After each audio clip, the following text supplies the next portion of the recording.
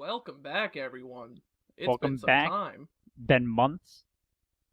We We've didn't. we have adult life, so we had to do adult things, Oh yeah, which sucks. man. We had to and, do like real life things instead of talking politics and complaining about the world. But we're back, and now we get to do that. and unfortunately, the world is on fire. All right, I feel like that meme of the dog that's just sitting while everything's burning. this is fine. It's fine. I'm fine. Everything's fine. The Russians are going after the Ukraine. God knows, state houses are getting stormed, but everything's all right. It's all good. Oh, God help us all. Maybe people are right. Maybe it is the rapture. I don't know. I'm not even religious. Look, I'm not Oh, saying it God. is the rapture because I don't believe in it. But like, if it was the rapture, that'd be pretty sick. If this was the rapture, God help us. It would explain a lot. We're definitely in the, not the welcome to the heaven group. Oh, for sure. We're definitely not there. All right. So just to everyone, it's been a while. Like we said, we both have adult jobs. A lot's happened. The Chauvin case happened. I think the verdict that everyone was hoping happened.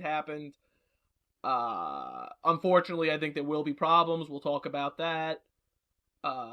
Andrew, do you have anything to say before we continue? I do not. Let's get started with the first article. Well, wonderful. All right, so we're going to go over what happened in Oklahoma. We're looking at the Oklahoma News 4 news article. As always, the article will be in the bio, because we fact check. Protesters interrupt Oklahoma House proceedings over a number of this session's bills. Mainly, they stormed in because the Oklahoma State House was about to pass an anti-riot bill. We'll get into that. Yeah. Just, You got anything to add? No, I mean, let's get into the article, and then I'll All throw right, my so 2 cents in once we get into the meat of it. Oh, wonderful. Oh, gosh, I'm sorry. Adulthood sucks. Oklahoma City. A group of protesters were kicked out of the Oklahoma House of Representatives after they disrupted proceedings to object to a slew of bills they called egregious and oppressive to Oklahomans. Those are very big words for the people that stormed in there. I don't believe they actually said that. As a writer, I know they do not know these words. There's just so much going on this session that's wrong, and it's inherently hurtful to the people of Oklahoma, and we're not going to stand for it, said Adriana Laws, the president and founder of the Coalition of Freedom and Justice Coalition. That's the Oklahoma BLM movement. I'd say I put a link in there, but I'm kind of, I don't want to get hurt. So, continuing. Her group organized in the face of what they described as an anti-protest bill, like HB 1643, a bill that makes it illegal to film police as they perform their duties. That's kind of stupid. Or HB 1674, a bill that protects drivers who hit protesters if they feel threatened, both of which have been signed by the governor today. So now's where I've got some opinions. So 2 bills that they were specifically pointed out, right? First bill makes it illegal to film police as they perform their duties. What a stupid fucking bill. Yeah, that's dumb. But you know what that is? Do you know what that is, though? I mean, I have to assume that's an attempt to stop these stories from going viral. No, well, I also think it's an attempt because a lot of the times these videos get chopped up to a certain narrative. Like what we saw with, oh my god, what's her name? Machia Bryant? Is that her name? Bryant was right. I don't know how to pronounce her first name. I feel so terrible that we don't know how to pronounce this poor girl's name.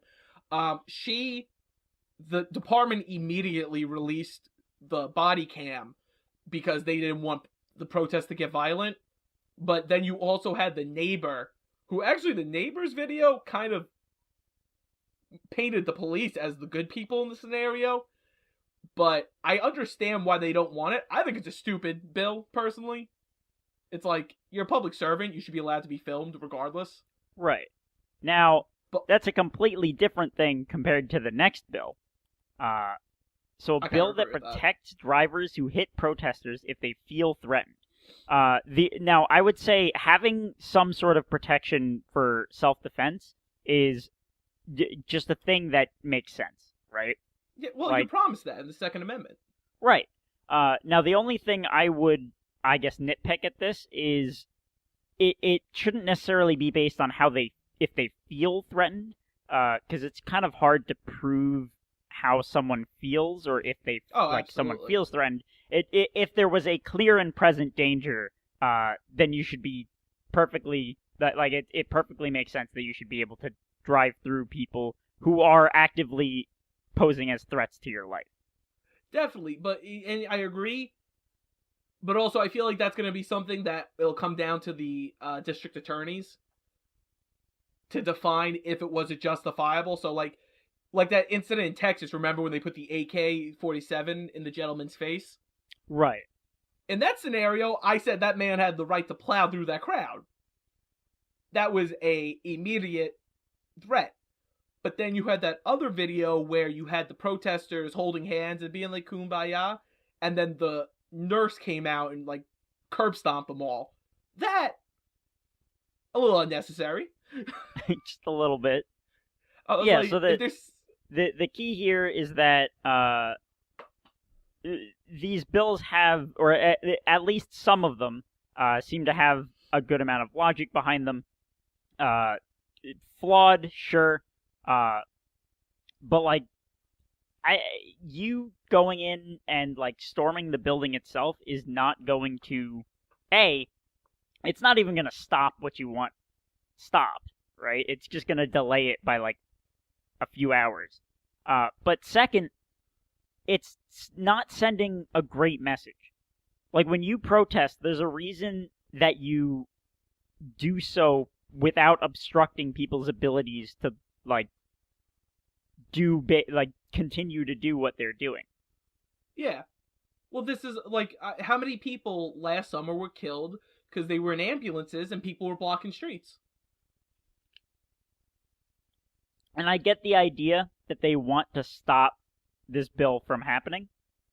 But it's just, you going into the building isn't going to stop this bill from getting passed. Yeah, and this is, and I'm not gonna, so this is a long article, but we went over like the main points there against these two bills. The issue I see here is it also shows a double standard a little bit. They went in and started threatening and yelling at these representatives. Now, the way it's been, and I'm not sitting here defending what happened on the 6th. I think you and me both know that was wrong, and they all should be locked up. Exactly. But this is the same thing. They stormed in hoping to sway the vote. And same scare thing people on a smaller scale. Yeah, so should they not be seen as insurrectionists? I mean, insurrectionist would be a strong word just because of the nature of they're just trying to stop a single bill, but like it's the same concept. You're obstructing lawmaking. And like that's fine in the sense that like you disagree with the law getting passed and you showing your displeasure for that law getting passed is perfectly reasonable. But like going into the building and threatening people that's not it. Yeah. And you know what? Again, what happened on the 6th was terrible, but now we know the only people killed were the Trump supporters, because even now we found out Officer Sitnik actually did not die the way Congress tried to portray it. The poor guy had a heart attack, which, that stinks. But apparently he had one earlier in the day, according to some reports, before the protest even started. Which, why was he on, like, they need to investigate the Washington police. It's honestly, absolutely ridiculous. You allow a man with a heart attack to continue duty that day? You're allowing a man you know to have problems to deal with over 200,000 people? How did you think that was going to end, you idiots? With the National Guard not even, like, in place? Well, and now we got this whole, they're rioting again now. And, you know, I think this all goes into that subject of the riots. Because, like, I love when they say mostly peaceful protests. Because you know what that means? Not entirely peaceful protests. Somewhat violent protests. It's like, you can try to angle it, or set any picture you want to see, but when your people are on the screen with buildings on fire behind you, you just look like an idiot. Like, here's the thing. If there's a mostly peaceful protest, that means there's violence going on, and that's a problem.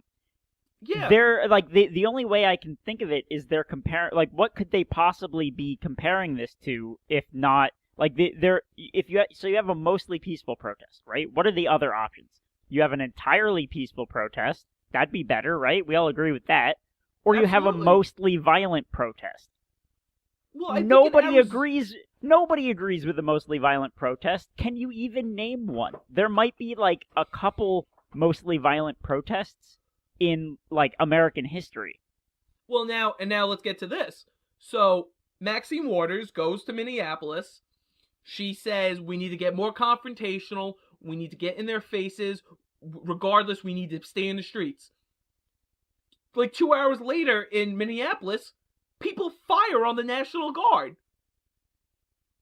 Should she not be held to the same standards that Donald Trump was held to on January 6th? I mean, I would argue that the president has more of a responsibility than, like, a random citizen. But, like, it's definitely, like... Well, Maxine Waters is a representative. Yeah, but, like, the president should be setting, like, the highest example out of anyone. So, I would argue Trump is an exceptional case in that point. But, like, you still have to hold them accountable. Yeah, but, like, what Trump said, and, you know, I'm not going to be an apologist. The man was talking like a 50-year-old father. He's like, go and protest peacefully. Patriotically and peacefully. It's like, dude, shut up. So the one thing I'll say about, like, okay, hold on. So what was you had quoted, or not quoted, but, like, summarized, what Maxine Waters had said? So Maxine Waters said, if we do not get a first-degree conviction, which they weren't going to get because he wasn't convicted on first degree. Right, that doesn't... Genius. That was premeditated? That wouldn't even make any... Yeah. There's no reason to think that was premeditated but she at said, all. We need to stay in the streets, we need to get more confrontational, we need to do more, we can't stop. And then 2 hours later, National Guard get fired on. And it's so bizarre because, like, if you take out just the one part where they say more confrontational, then there isn't really anything wrong with what she's saying. Because if she's saying, like, protest more, stay in the streets, keep it up, that's fine. Like, sure, plenty of people, maybe myself included, will agree with you, or will agree or disagree with you, right? But, like, when you throw in... When you throw in be confrontational, that's the problem. Like, at this point in this country, we know what confrontational means. It's a semantics game to get away with saying something.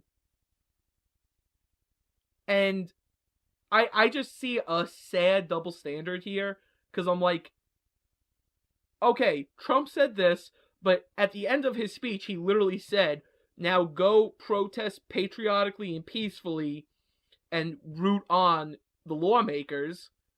And they tried to impeach him on that. She literally said, get more confrontational. And she's like, oh, I never said that. It's like, lady, you're recorded saying it. This isn't the 70s. We have recordings of you saying these things. So that's my problem with this. And you know what? I have all I am all for racial justice. I'm all for police reform. But there's a way to go about it. This is not the way. You're making it a mob rule country. And that's not what we are. We are a country of laws. We follow the rule of law. And we don't follow mob mentality. That's why we have an electoral college.